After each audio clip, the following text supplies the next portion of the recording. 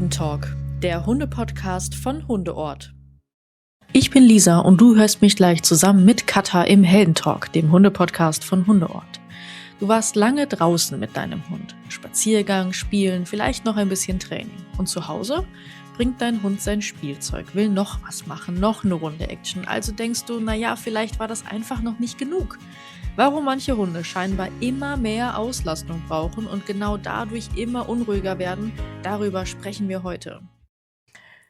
Ich glaube, wir haben nichts so oft gehört wie, ich gehe schon 2 Stunden mit meinem Hund spazieren und der ist danach immer noch nicht müde.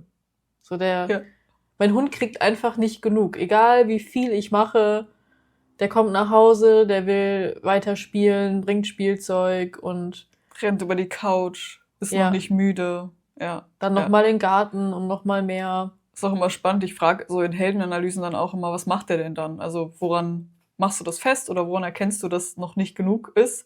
Und dann, der rennt übers Bett und dann mit seinen dreckigen Pfoten oder über die weiße Couch und Spielzeug bringen.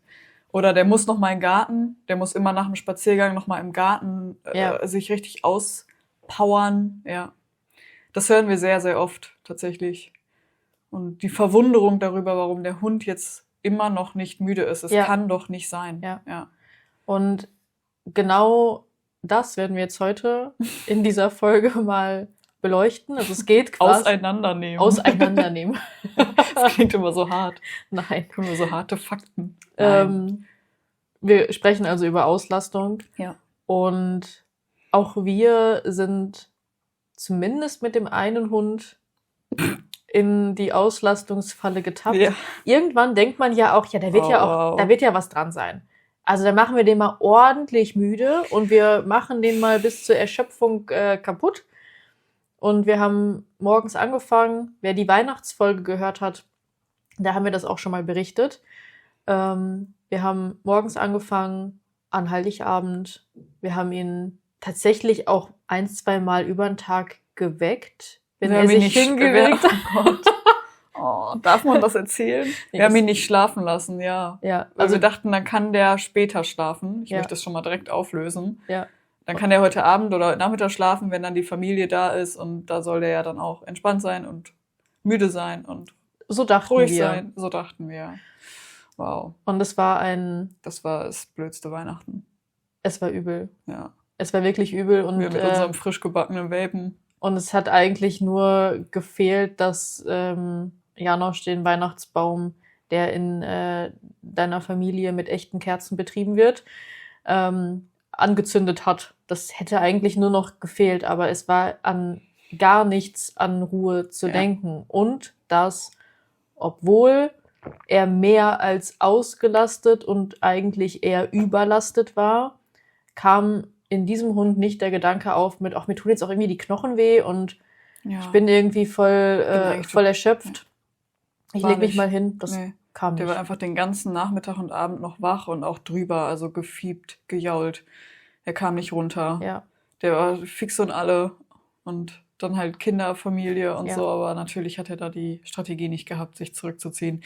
Und auch hier hätte man jetzt sagen können, der hat noch nicht genug. Also genau, aber er hätte ja abends auch noch was hätten wir noch machen sollen mit ihm? Ja, natürlich, ja. Das ist vielleicht schon mal so der erste Spoiler, dass das vielleicht nicht immer die Lösung ist, aber lass uns mal einen Schritt zurückgehen und das vielleicht vergleichen mit etwas, was wir als Mensch kennen. Wer von euch vielleicht mal Sport macht oder zumindest etwas macht, wo man das Gefühl hat, das ist eine stupide Bewegung. Wir nehmen jetzt mal hier das Schwimmen zum Beispiel einfach als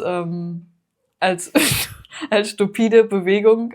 Ich überlege gerade, ob ich mehr Menschen kenne, die schwimmen oder die joggen. Deswegen musste ich jetzt etwas schmunzeln. Ich finde Joggen halt fast schon, da muss man schon auch noch ein paar Entscheidungen treffen. Ja, genau. So. Also ich glaube beim Schwimmen, weil genau das ist der Punkt. Also wir sind in so einer Schwimmhalle. Es gibt so die Bahn oder auch von mir aus draußen im Freibad, aber auch da gibt es diese Bahn.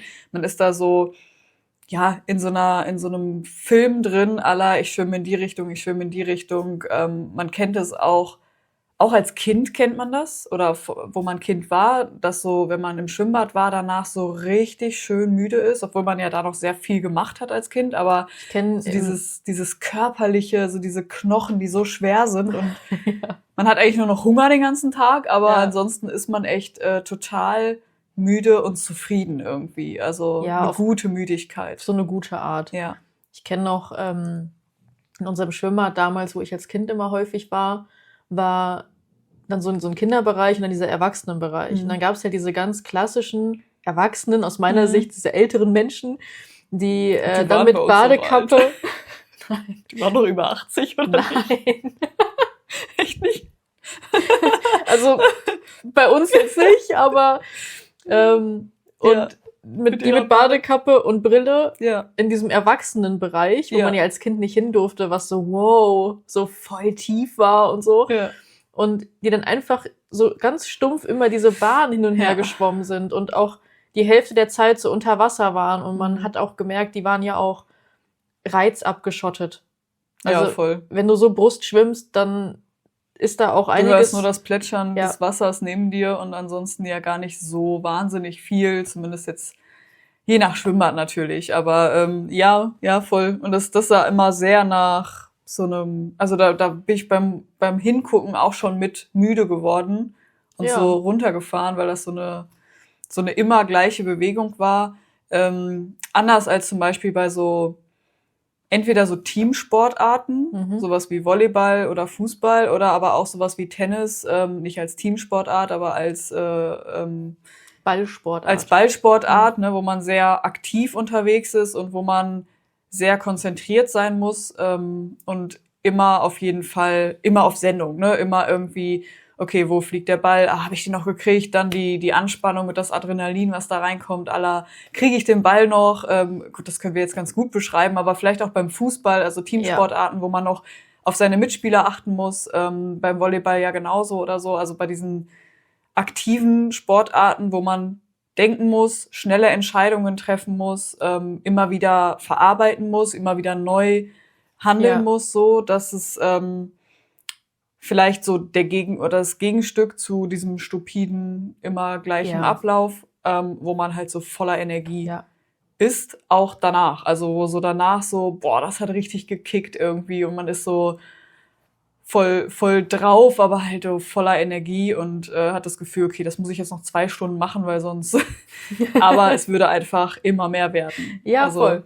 Und die Idee, wenn wir es jetzt noch mal ganz kurz zurückdenken, ist ja, dass ich nach einer solchen Aktivität müde, ruhig und zufrieden bin, beziehungsweise mein Hund soll nach einer bestimmten Auslastungsaktivität müde, ruhig, zufrieden sein, sich zurückziehen und dem soll es gut gehen, aber natürlich soll er dann auch mit der Idee im Alltag irgendwie nichts Nerviges machen. Das ist ja schon vielleicht auch unsere menschliche Idee dabei.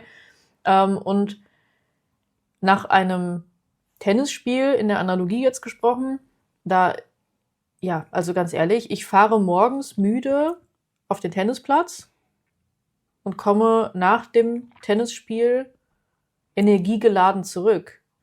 Das ist sehr paradox für die Idee, die ich eigentlich ja bei meinem Hund verfolge. Da will man ja, dass der energiegeladen ist, etwas tut und danach müde ist. Ja. Und das würde bei Tennis halt nicht zutreffen. Und das Ganze lässt sich ja sogar neurobiologisch erklären, warum das so ist. Ob das jetzt Schwimmen ist, ich finde so Rennradfahren zum Beispiel könnte auch genau so eine Sportart sein, die dazu neigt, genau diese Hormonkonstitution auch hervorzurufen. Es ist wenig Adrenalin, es ist wenig Dopamin, es sind so, das Entspannungszentrum im Gehirn geht an, weil das immer so monotone, gleichbleibende, der Körper weiß immer wieder, was passiert. Es passiert immer das Gleiche und dann ist es automatisch, wird es abgespult sozusagen. Man muss da nicht mehr drüber nachdenken, was man jetzt da genau tut. Anders als beim Tennis, wo man bei jedem Schlag oder nach jedem Schlag oder vor jedem Schlag wieder neu überlegen muss, was muss ich tun. Es ist nicht der gleiche Ablauf von Schlag. Es können verschiedene Schläge sein. Also auch da nochmal der Unterschied im Körper, der auch irgendwann weiß, was es zu tun. Absolut. Ja. Und jetzt nochmal zusätzlich diese Abschottung, die jetzt im Schwimmbad ja auf jeden Fall stattfindet, beim Rennrad vielleicht auch durch die Fokussierung und Konzentration auch stattfindet, ist es beim Tennis auch nochmal anders oder beim Fußball, bei Ballsportarten. Und da haben wir ja also ein Ball rollt Richtung Auslinie und ich krieg den so gerade noch, oder ein Stoppball wird gespielt und ich krieg den so gerade noch übers Netz, Tischtennis, Volleyball, alles ähnlich. Da kickt Dopamin ordentlich rein, da kickt Adrenalin ordentlich rein. Und das ist auch ein Grund, warum wir uns hormonell auch so energiegeladen und euphorisiert fühlen. Es fühlt sich auch gut an. Natürlich sind auch die Knochen dann, also die Muskeln sind natürlich beansprucht und vielleicht habe ich auch Muskelkrampf, ist völlig egal, aber der Gemütszustand selber, der ist meist eben nicht, ach, ich bin jetzt ruhig ausgeglichen, ich gehe duschen und dann haue ich mich ins Bett und schlafe. Ja, das stimmt, ja. Das wird einfach total selten passieren. Also, und das ist eigentlich ja auch Sinn dieser Analogie. Bei Hunden ist es sehr, sehr ähnlich. Ja. Wenn wir mit unseren Hunden zur Auslastung etwas zocken. Tennis spielen zum Beispiel. Tennis spielen. Ich war mal auf einem Tennisturnier mit meinem Vater. Und da gab es tatsächlich einen balljungen Hund. Als Hund, ja, süß, okay. Der dann quasi, Jack Russell, oder? Ja, es war, ich weiß es nicht mehr genau, aber es war auf jeden Fall sehr, sehr witzig, weil der hatte so einen Parkplatz an der Bank. Ja, klar. So mittig. Ja. Und dann haben die gespielt. Der durfte auch nicht jeden Ball holen. Und irgendwann musste er dann halt einsammeln und hat die dann immer zur Härchen gebracht. Da brauchst du 2 Tage, da macht Janosch das auch. Ja. Nicht wegen des Balls, sondern weil der einfach gut apportieren kann, weil der da richtig Bock drauf hat, weil er gute Impulskontrolle schon hat, so, und dann kannst du den da absetzen. Und er hat das Gefühl, gebraucht zu werden. Das wäre grandios. Also, das wäre, ja. Er kann was für uns tun. Man hat natürlich ein Problem. Ich glaube, der hatte so Überzieher an wegen der Krallen. Wenn die zu euphorisiert, dann machen die den Platz kaputt und dann gibt's halt wieder andere Thematiken. Also, hat schon einen Grund, warum Hunde da nicht so drüber fetzen. Anderes Thema, also ja. Also da ist es doch ganz ähnlich, wenn ich Reizangel spiele, wenn ich krasse so Bällchen werfen, irgendwie Dummy-Zocken auch. Dummy-Zocken auch, ist auch Dopamin und Adrenalin kickt da auch ordentlich rein, wenn Hunde ja auch Probleme lösen, dann darauf kommen. Hat alles in der hormonellen Zusammensetzung erstmal was damit zu tun, Entscheidungen zu treffen, Lösungen zu finden, es geschafft zu haben oder es nicht geschafft zu haben. All das löst ja erstmal etwas aus und steht halt im Kontrast zu diesem Stupiden. Ja. Zu den Dingen, die mich wirklich müde machen. Ja. Und, das ist aber jetzt auch nochmal ganz wichtig, da gibt es unterschiedliche Hundetypen. Ja. Voll. Bitte. Also ich habe letztens mit meiner Hündin ein Leckerchen-Suchspiel gemacht und ich bin immer noch verwundert, wie unterschiedlich das läuft im Vergleich zum Terrier. Mhm. Also unser Terrier, der macht ja alles in höchster Konzentration und mit einer Ernsthaftigkeit. Und das Leckerchen muss sofort gefunden werden. Und der läuft. Oder das Ministück Möhre. Das reicht ja schon aus. Das muss sofort gefunden werden. Und dann hängt der sich da rein. Der würde Verletzungen in Kauf nehmen und der würde das mit einer Ernsthaftigkeit machen und läuft auf dem Hin- und auf dem Rückweg genauso schnell. Und mit unserer Hündin habe ich jetzt mit Elsie das auch gemacht, als du mit Janosch mal alleine spazieren warst.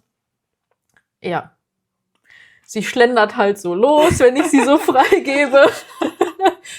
Und dann hat sie gesucht, dann hat sie festgestellt, ach irgendwie, ich habe es noch nicht gefunden, aber ich habe Durst. Dann ist sie so zum Napf geschlendert, hat was getrunken, hat dann weitergesucht, ist dann wiedergekommen, so Schlender. Da läuft sie ein bisschen schneller, weil sie weiß, ich freue mich dann da voll drüber. Ja, ergibt sie geil. Ja. Und dann habe ich noch eine Runde versteckt. Ja. Als ich wiederkam, hat sie sich ins Körbchen gelegt und der Kopf war auch abgelegt.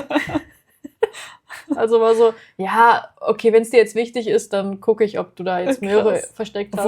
Obwohl sie auch so schon Futter, also sie findet Futter einfach schon das Beste. Ja, ist schon das Beste, aber es ist jetzt halt auch dann mit einer gewissen Arbeit verbunden und das, Und nicht mal das Konkurrenzdenken, wenn Janosch jetzt noch dabei wäre, wir das mit beiden machen, dann ist sie schon ein bisschen aktiver, weil sie dann auch bei ihm sieht, glaube ich, und so, aber auch als Konkurrenzdenken. Ja, vielleicht. Also im positiven Sinne, sie darf ein Leckerchen suchen, er darf ein Leckerchen Ja. suchen. Aber ja, da ist sie. Ja, ich weiß, was du meinst. Also da gibt es unterschiedliche Persönlichkeiten und es gibt auch diese klassischen Hunde, die einfach am Fahrrad so, das sieht man auch manchmal am Fahrrad oder wenn die mit ihren Menschen joggen gehen, dass die so völlig in so einem Trott sind. Selbst da ist die Route nicht mal ganz oben manchmal, sondern die hängt so auf Halbmast. Und dann wird einfach so ein stupides Laufen. Ja, wenn du das eine Stunde mit deinem Hund machst, ist der saumäßig müde danach. Und dann ist der schwimmen gewesen und dann ist der so, ist der einfach körperlich müde und dann sagt er auch, lasst mich alle in Ruhe, ich will hier jetzt meine 3 Stunden pennen und Ruhe haben. Aber ja, wenn man dann halt vielleicht sogar mit dem gleichen Hund eine Runde Dummy zockt im Wald und richtig pusht und richtig Energie reingibt, so, dann kann das auch anders aussehen. Also auch mit diesem gleichen Hund, mit dieser gleichen Persönlichkeit. Es gibt Hunde, die verkraften das weniger, aber der Klassiker ist ja einfach, dass gerade Hunde, die aufgeregter sind, die mehr Energie haben. Die einfach mehr Energie haben, die so ein bisschen zappeliger auf den Pfoten sind. Da ist es, finde ich, so der Klassiker, dass da gesagt wird, oh, den musst du jetzt richtig auslassen. Ja. Das merkt man schon. Der ist ja jetzt schon zappelig. Ja. Klassiker als Beispiel. Wir nennen hier keine Namen, aber wir haben gestern eine Hunde-Unterhaltungssendung geguckt, wo es um Welpen ging. Und wir wollten uns mal wieder gute Gefühle holen und uns Welpen anschauen und war auch ganz putzig. Aber Klassiker wurde direkt schon so gesagt, oh, das ist ein Jagdterrier oder das ist ein Jagdhund. Wie war die Wortwahl? Weißt du es noch? Wenn du das nicht kompensierst. Wenn du das nicht kanalisierst, dann bricht die Hölle los. Dann bricht die Hölle los, war die Wortwahl. Ja. Der Welpe ist, keine Ahnung, 4 Wochen alt gewesen, also so ein Furz. Und natürlich gibt es, also Jagdhunde darf man beschäftigen, ja, definitiv. Aber zu sagen, wenn du das nicht kanalisierst, das, was der an Jagd mitbringt, an Jagdverhalten mitbringt, dann bricht die Hölle los, ist halt schon sowas, wo ich denke, wow, wir versuchen das immer als Unterhaltungssendung zu sehen, das gelingt uns mal und mal nicht so. Und gestern ist uns das nicht so gelungen. Wir haben dann fachlich drüber gesprochen und auch gesagt, stell dir mal vor, du hast jetzt da 5 Welpen und du hast da so eine Schlaftablette dabei. Auch wenn es ein Jagdhund ist. Und das ist so ein ganz gemütlicher Hund und dann wird dir vorher schon gesagt, ey, wenn du das nicht kanalisierst, dann bricht die Hölle los. Und dann machst du aus dieser Schlaftablette, die ihr Leben chillt und die total entspannt ist, machst du halt so einen Adrenalin-Junkie im schlimmsten Fall und hast dir selber totales Ei gelegt. Nur weil eine bestimmte Fachperson, die ich sehr schätze und sehr mag, also persönlich finde ich die super, ich mag diese Person menschlich sehr, aber das ist schwierig irgendwie. Also ich weiß auch, im Fernsehen kann man nicht alles auseinander und individuell betrachten, das ist schwierig. Und er wird auch in gewisser Maßen seine Erfahrungen mit Menschen gemacht haben, die auch Jagdhunde halten. Aber schwieriges Thema, aber das deswegen immer ein bisschen davon abhängig machen, was ist das für eine Persönlichkeit. Und wenn ich so schon so ein Zappel-Philipp habe, dann ist es nicht unbedingt immer die Auslastung, den noch zappeliger zu machen mit noch mehr Adrenalin und Push. Und vor allem dann auch die Auslastungsform, Hundetyp passend auch zu wählen. Also dann wirklich zu gucken, also wir können ja jeden Tag 2 Stunden ins Schwimmbad gehen. Das ist ja gar kein Problem. Ja. Aber jeden Tag 2-mal ein Tennismatch kann halt kontraproduktiv sein, wenn mein Ziel ist, dass dieser Hund ausgeglichener, ruhiger, entspannter, zufriedener wird. Ja. Und ich glaube, da macht es total Sinn, Auslastung nochmal differenzierter zu betrachten. Ja. Ich glaube, dass solche Aussagen wie dann bricht die Hölle los, grundsätzlich alles, was mit Hunden gemacht wird und auch was ihr mit euren Hunden macht, das hat doch einen positiven, wohlwollenden Hintergrund. Und wenn mir jemand sagt, der sehr viel Ahnung hat, du musst den Hund ordentlich beschäftigen, das ist ein Jagdhund, so du musst da wirklich Gas geben, dann denkt man an Reizangel, an Bällchenspielen, an mentale Auslastung. Man fängt an, Schnüffelspiele zu machen. Janosch konnte nach 1 Woche oder nach 2 Wochen 3 verschiedene Dummies unterscheiden und bringen. Und ein Dummy davon konnte er aufgrund der Milchzähne nicht mal vernünftig tragen. Also es war einfach auch in der Schnelligkeit too much, aber natürlich lebt man ja mit diesem Bild und mit dem Gedanken. Das ist ein Jagdterrier, da muss man ordentlich, den muss man ordentlich müde machen. Und dann kann der auch, und jetzt kommen wir eigentlich zu dem Punkt, dann kann der alleine bleiben, dann nervt der nicht, wenn du Besuch hast. Also da betrachten, und das muss man wirklich sensibel betrachten, diese Art der Beschäftigung oder generell Beschäftigung als Ursache zu sehen. In dem, was der Hund zum Beispiel nicht leisten kann.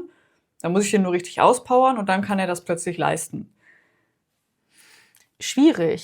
Also auch in der Praxis sehen wir so viel mehr Fälle, wo eigentlich Überlastung und zu viel Auslastung Verhaltensproblematiken macht, weil es zu Lasten von Ruhezeiten geht, Reizverarbeitung. Ja. Viele, viele Dinge sind nicht Normalität, alltäglich, sondern die sind immer High-Level. Die sind immer krass. Es sind Trainingssituationen. Trainingssituationen haben immer großes Frustpotenzial. Viel Impulskontrolle wird verlangt. Und dadurch ist eigentlich dieses ganze Auslastungsspektrum viel, viel häufiger die Ursache für Probleme und nicht die fehlende Auslastung. Also die wenigsten Hunde, die können einfach aufgrund von Langeweile nicht alleine bleiben. Wir hatten, glaube ich, sagen wir mal so in den letzten 2 Jahren vielleicht 3 Fälle. Und wir haben regelmäßig neue Kunden. Ja. Und wir haben 3 Fälle vielleicht gehabt von, ich würde nicht mal sagen fehlender Auslastung, sondern wo wir gesagt haben, also ein bisschen was kann der schon machen. So macht mal was mit dem. Aber jetzt auch nicht halt so, oh mein Gott, der muss ausgelastet werden, sondern so, lass mal gucken, dass der im Kopf nicht einschläft. So, also, dass da ein bisschen Gehirn irgendwie aktiv bleibt und so. Aber da war auch nicht die Lösung, der Hund muss mehr ausgelastet werden und dann kann der alleine bleiben oder dann ist der entspannter draußen. Sondern auch da immer eigentlich, was du ja gerade sagtest, die Ursache ist meistens, der Hund ist eigentlich zu drüber und kann das alles gar nicht mehr wahrnehmen. Also das Beispiel, ich gehe jetzt irgendwie mit meinem Hund 1 Stunde Reizangel zocken auf einer Wiese und dann 1 Stunde. Jetzt war ich gerade ein bisschen. Aber das muss man auch sagen, auch zum Thema dieser Unterhaltungssendung. Die haben wir ja auch schon geguckt, da ging es nicht um die Welpen, sondern um erwachsene Hunde. Ja. Und da war schon Thema so halbe Stunde bis Stunde Reizangel. Ja, und dann. Also nicht so 5 Minuten, sondern das war schon so, bis dem die Zunge aus dem Hals an der Seite raushängt auf dem Boden und der nur noch so wirklich, wo man denkt, scheiße, muss ich jetzt einen Arzt rufen? So wie unser Bodo früher im Wald, wenn der ein Reh hinterhergerannt ist, dann kam der wieder. Gemacht, das war damals noch so, lass den Hund mal jagen, okay. Dann kommt er irgendwann wieder. Machen wir bitte nicht. Brut- und Setzzeit, auch ab jetzt, je nachdem, wann ihr die Podcast-Folge. Das haben wir natürlich nur im Winter gemacht. Ja, alles klar. Er wusste auch genau, er darf nur im Winter. Nein, muss man doch ehrlich sagen. Das war doch früher, noch, das war irgendwie so, lass den, also, ist der Hund ohne Leine gelaufen, dann war der halt kurz weg. Aber der kam immer wieder mit so einem, also wirklich mit einem, alter Schwede. Ja, und das zum Thema, also 1 Stunde lang, ich gehe jetzt mit meinem Hund 1 Stunde lang Reizangel spielen, oder für mich ist 1/2 Stunde, und komme dann wieder und dann erwarte ich, dass der Hund jetzt alleine bleibt, entspannt. Ja, vielleicht liegt der auch noch kurz auf dem kalten Boden, weil der einfach gerade körperlich nicht mehr klarkommt. Ist aber, muss man ehrlich sagen, kein gutes Gefühl. Also, wenn man, es ist so, als würde ich jetzt einen Halbmarathon laufen. Also, fühle ich mich ja nicht mehr gut danach. Aber kannst du dann alleine bleiben? Also ich bin zumindest wahrscheinlich für die erste halbe Stunde panisch, weil ich denke, ich sterbe. Ich denke, oh mein Gott, das war's jetzt mit mir. Und dann raff ich ja vielleicht die Sachen erst. Also das zum Thema Hund, der legt sich dann vielleicht auf den Boden, und ist in dem Moment erschöpft, weil er einfach nicht mehr kann, weil er körperlich nicht mehr in der Lage ist, jetzt aufzustehen. Aber dann muss er diese Sachen verarbeiten, okay, jetzt bin ich doch alleine. Und also die Ursache ist damit nicht behoben. Ein Hund, der nicht alleine bleiben kann, hat seltenst, also eigentlich nie ein Problem mit Auslastung, sondern der denkt, er kommt nicht klar, weil er es nicht gelernt hat. Der denkt, seine Menschen kommen nicht klar da draußen ohne ihn. Ja. Also gibt es verschiedene Ursachen. Und das Problem hat der ja immer noch, auch wenn er ausgelastet ist. Nur, dass er jetzt zusätzlich noch körperlich nicht klarkommt. Ja. Es kann eine Testvariable sein, dass ich herausfinden möchte, ach Mensch, wie wichtig ist das denn dem Hund, seine Menschen zu verfolgen? Wenn ich den vorher müde gemacht habe, ist es ihm dann immer noch wichtig. Ja, genau. Das kann man mal als Indikator gegebenenfalls in einer Testsituation machen. Gerade speziell das Thema Alleinbleiben ist so komplex. Ja. Und die Ursachen sind so vielfältig. Und dass man da hingucken muss. Und dass man nicht einfach sagen kann, also Hundetraining, was darauf abzielt, einen Hund körperlich zu überfordern und in die Erschöpfung zu treiben, damit bestimmte Dinge funktionieren, das ist absurd. Und das ist auch, muss man ja ehrlich sagen, das ist ja nicht das, was ihr oder was die Menschen da draußen wollen. Die wollen ihrem Hund was Gutes tun. Die wollen Spaß haben, die wollen ihn beschäftigen, die wollen ihn müde machen und nicht in die körperliche Erschöpfung bringen, nur damit er irgendwie irgendein Fehlverhalten nicht mehr zeigt. Also, bin ich voll bei dir. Nicht cool. Nee, einfach nicht cool. Einfach nicht cool. Und ich glaube, dass aufgrund dieser ursprünglichen Spirale, die ja sehr früh anfängt, der Welpe ist zappelig, der ist unruhig, der bellt vielleicht ein bisschen mehr als andere, der braucht dann mehr Auslastung, das kommt so schnell. So schnell kommt dieser Tipp, der braucht mehr Auslastung. Dann geht man in diese Spirale rein, dann kommt man so ins erste Hundetraining rein, dann sucht man sich Gruppenstunden, dann fängt man an mit Hobbys und es wird dann immer mehr. Und das, was am Ende eigentlich fehlt, ist Alltag, Alltäglichkeit und Normalität. Denn eigentlich sind doch Dinge wie, ich bin mal kurz nicht da oder wir gehen spazieren und auf der anderen Straßenseite läuft ein Hund. Das mache ich einfach jeden Tag. Und diese Situationen, die passieren jeden Tag. Ja. Und in unserem Hundetraining ist das auch, wir arbeiten ohne Leckerchen, ohne Strafen in sehr, sehr vielen Dingen, wo es um diese Alltäglichkeit geht. Nicht, weil das irgendwie was Schlechtes ist, mit Futter zu arbeiten. Wenn es funktioniert, mach. Also ist überhaupt gar kein Problem. Und es ist auch gar kein Problem, einen Hund mal durch eine Situation durchzubestechen. Das hat gar nichts damit zu tun, sondern mit dem Grundgedanken, naja, wenn ich jetzt hier rechts um die Ecke gehe und auf der anderen Straßenseite ist ein Hund, dann ist es einfach etwas völlig Normales und kein Grund, dass ich jetzt die Frisbee, die Hundebegegnungs-Frisbee raushole oder die Leberwurst schnell aufschraube im Endergebnis. Ja. So. Und dass wir einfach diese alltägliche Gelassenheit da reinkriegen, dass wir sagen können, naja, wenn mir jetzt ein Dogwalker mit 30 Hunden begegnet, dann ist das vielleicht nicht mehr so alltäglich. Dann können wir auch auf jeden Fall kurz aufgeregt sein. Sind wir ja auch. Ja. Aber ich bin nicht aufgeregt, weil in der Straße, in der ich wohne, ein Auto parkt. Hier parken jeden Tag Tausende von Autos. Ja. Tausende? Hunderte. Sagen wir Hunderte. So belebt wurden wir jetzt auch nicht. Aber im städtischen Kontext ist eben... Ja, das ist einfach Normalität. So, das ist Alltag und Alltag ist, voll. Und das gibt einem Hund ja Struktur, Sicherheit, das ist Auslastung für einen Hund. Also das ist Schwimmen. Ja, genau. Ja. Das ist Schwimmen, wenn man das einfach jeden Tag völlig stupide, entspannt macht. Zum Beispiel beim Thema Alleinbleiben würden wir auch niemals nach einer Auslastungssession sagen, so, und jetzt bleibt der Hund alleine. Ja.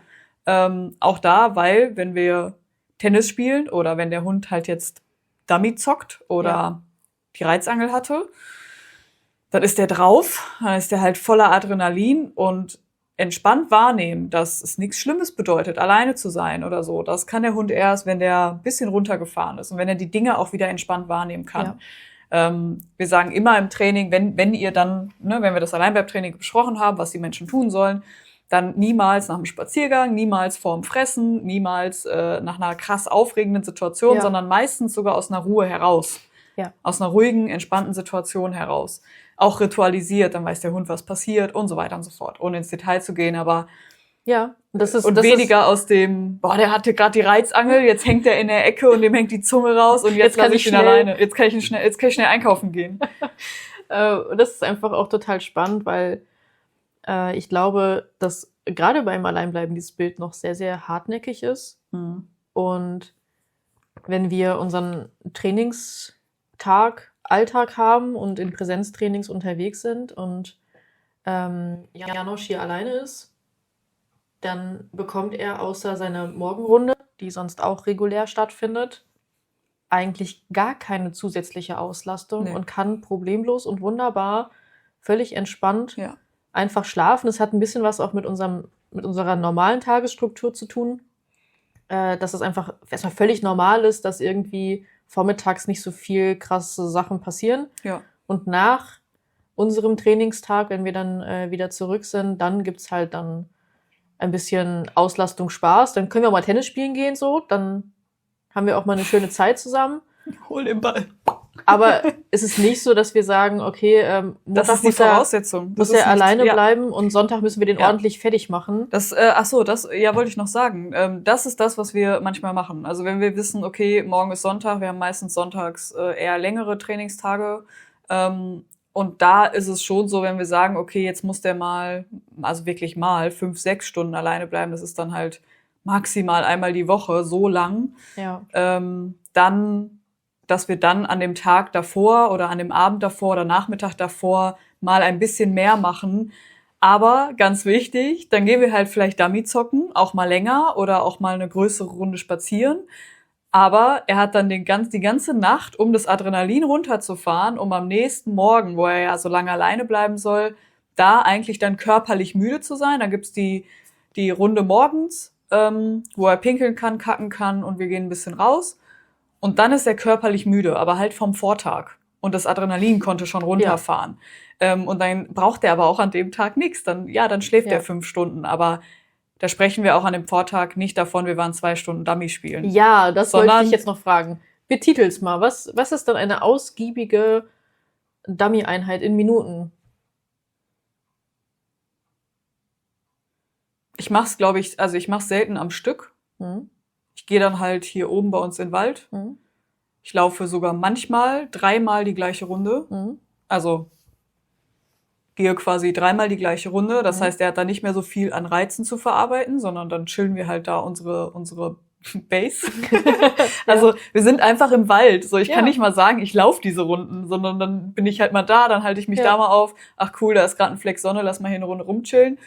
Und in der Zeit, wo ich dann, sagen wir mal, eine Dreiviertelstunde im Wald bin, das höchste der Gefühle wäre dann eine Stunde im Wald, aber davon in Summe 15 Minuten Dummy. Ja. In Summe, aber nicht mal am Stück. Und das heißt, also wenn ich es nicht sein lassen kann, weil es auch gerade so Bock macht mit ihm, wenn ich merke, so er ist voll gut drauf und konzentriert, dann ist es auch mal eine Viertelstunde am Stück oder 20 Minuten. Aber das mache ich immer davon abhängig, wie ist er drauf und wie ist gerade sonst so also wie ist er drauf? Fertig. So. Und dann kann es auch mal sein, dass ich hier mal 5 Minuten mache, dann laufe ich wieder ein bisschen, dann mache ich da mal 5 Minuten, dann sehe ich da eine coole Stelle, wo ich sage, boah, hier kann ich voll viel verstecken, dann mache ich da mal 5 Minuten. Aber in Summe nicht mehr als 15 oder 20 Minuten. Ja, das ist schon krass. Ja. Also viele Menschen, die wir auch in den Heldenanalysen fragen, wie lang so Spaziergänge sind, gehen halt auch einfach deutlich länger. Das ist bitte immer auch Hundetyp abhängig. Also das ist eine Gewöhnungsgeschichte, das ist Hundetyp abhängig, dass man mit dem einen Hund weniger lange am Stück geht oder die gleichen Runden geht. Da gibt es auch Empfehlungen für einen anderen Hundetyp, dass man sagt, naja, geht nicht immer direkt von zu Hause los. Es kann sein, dass es für den anderen Hundetyp aber voll cool ist, immer verschiedene Runden zu gehen und nicht immer die gleichen. Für die anderen ist es aber voll wertvoll und cool, immer die gleichen Runden zu gehen. Ja. Auch das ist tatsächlich sehr, sehr komplex. Ich finde es spannend, dass man auch nochmal Auslastung so denkt, naja, also ein Tennisspiel ist ja per se nichts Blödes.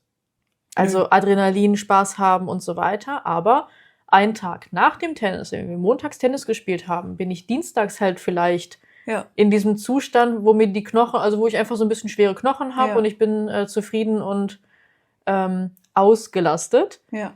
auch das mal tagübergreifend zu denken. Ja, voll. Das Nicht ist- nur für den Tag selber, ja, voll. Oder für die Situation. Ja, Also ja. nach einem Tennisspiel direkt den Hund dann in eine sehr, sehr reizvolle Situation zu nehmen, wie zum Beispiel Heiligabend mit der Familie, Kinder Geschenke auspacken. Das ist natürlich heavy. Ja. Da hätte vielleicht eine Runde Schwimmen am Vormittag gut getan, nochmal einen Mittagsschlaf und Ja. dann dahin. Da findet man sich aber auch rein. Ich glaube, Also wenn ihr einfach sagt, wir haben jetzt morgen Nachmittag Besuch da oder morgen Nachmittag wollen wir irgendwo hinfahren, dann macht den Hund nicht den ganzen Tag müde oder ab mittags müde oder ab vormittags müde, sondern macht den wirklich einen Tag vorher müde. Ja. Müder. So. Müder. Auch bitte, und dann kommen wir zum nächsten Thema, keine Ja. Extremen. Ich mag's eh nicht. Also ich mag's auch bei mir nicht. Das spielt ja in viele Themen auch bei Menschen rein. Ne? So, Ja. ich bin da nicht so der Typ, der sagt, oh, ich muss jetzt ganz extrem, weiß nicht, immer nur Salat essen oder ich muss ganz extrem diese Diät machen. Ja. Jeder macht das bitte so, wie er möchte, wie er es braucht. Aber da bin ich auch im Hundetraining Fan von kein Extrem. Also kein Extrem, ich muss meinen Hund jetzt ständig auslasten, immer mehr powern. Also Ja. jeden Tag Tennis spielen, so ist, finde ich, schon ein Extrem. Und immer powern, machen, tun und so. Also dieses Extrem, aber bitte auch nicht mit der Stoppuhr neben dem Hund stehen und irgendwie gucken, dass er auf seine 20 Stunden Schlaf kommt und nur noch in der Ecke hängt. Ja, das ist auch nicht das Endergebnis. Und ich glaube, unser Ziel ist es auch immer in der Zusammenarbeit mit euch, euren Hund so kennenzulernen. Also was findet der richtig gut Mhm. und was Ja. macht den müde? Also der Klassiker ist auch immer Leckerchen in einem Handtuch verstecken.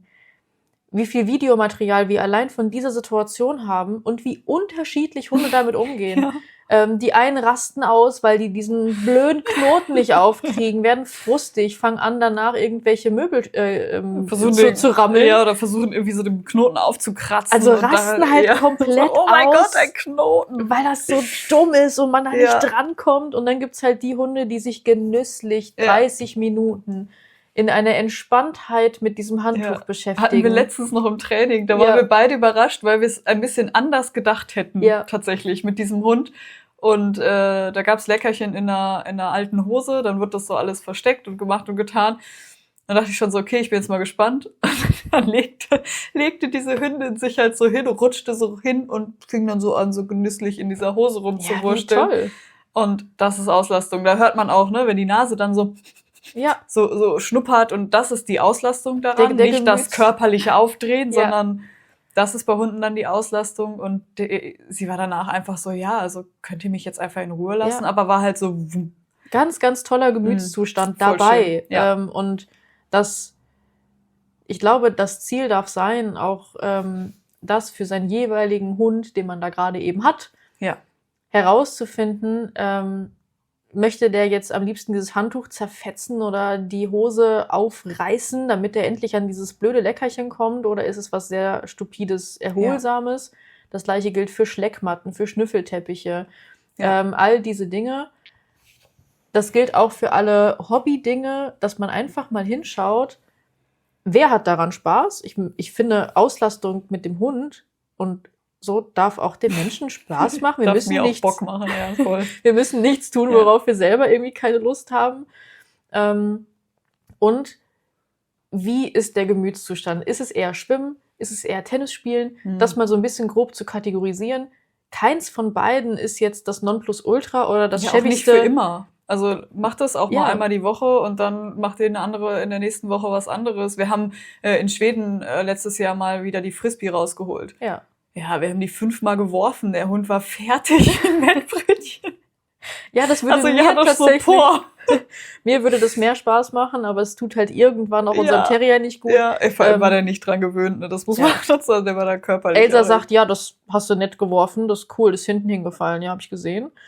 Versteht sie noch gar nicht. ver- Ich bin mal gespannt, aber es ist auch, sie hat auch nicht so den Körperbau dafür, das Nee. muss man auch sagen, muss man aufpassen. Aber ja, voll, also guckt da, was für euren Hund passt und vielleicht schon als Anfang fürs Fazit, aber als Mini-Faustregel vielleicht für euch auch interessant, ein Hund,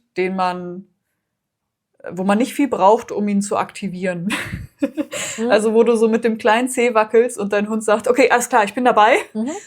Da immer so ein bisschen eher etwas tun, was so stupide ist, was ritualisiert ist, wo so immer der gleiche Ablauf ist und er weiß, was passiert und so ein ruhiges Suchen oder also ruhiges Leckerchen suchen. Ein Hund, den man mal eher so ein bisschen aktivieren muss, wo man sagen, komm Emma, sieh zu.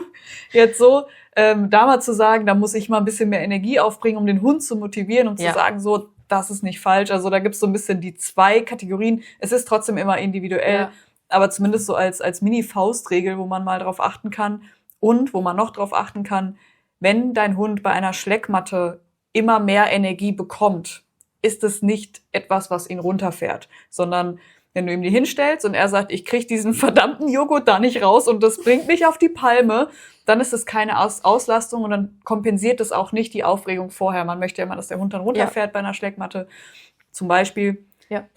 Aber wenn dein Hund da mit der Schleckmatte liegt und da so 7-mal drin rumleckt und sagt, so, ja, das ist irgendwie ganz schön hier, so dieses Schlabbern, dann fährt es ihn eher runter. Also vielleicht das so als Hauch von Fazit, aber unser Fazit, unser großes Fazit. Nicht jede Aktivität macht müde, so. Ja. Und ja, ich glaube, du hast gerade alles schon genannt. Lasst unterscheiden, ob es irgendwie Schwimmen ist oder Tennis.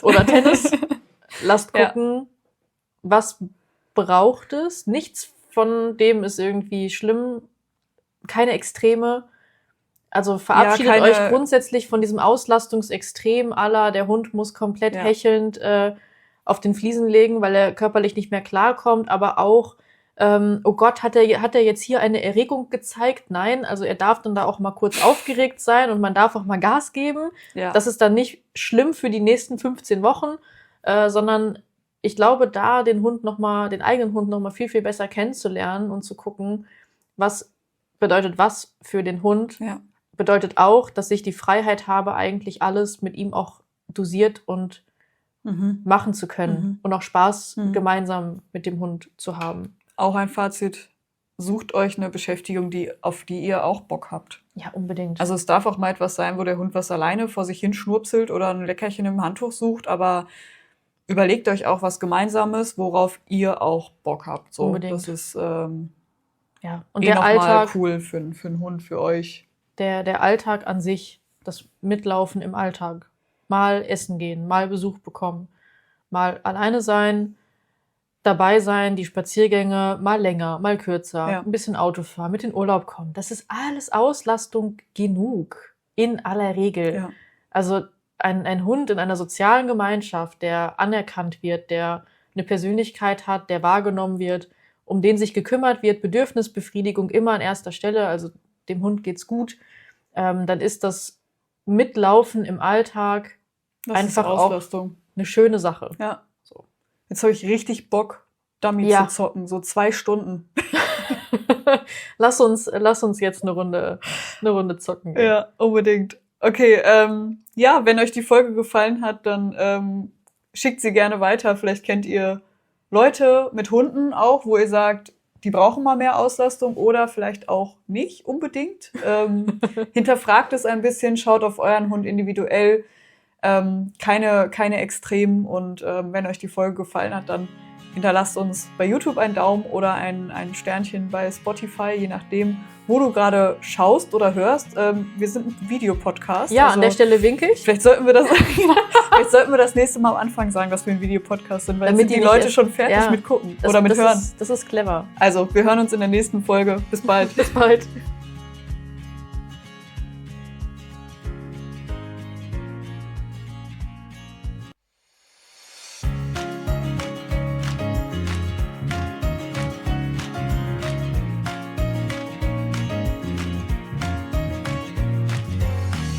Heldentalk, der Hunde-Podcast von Hundeort.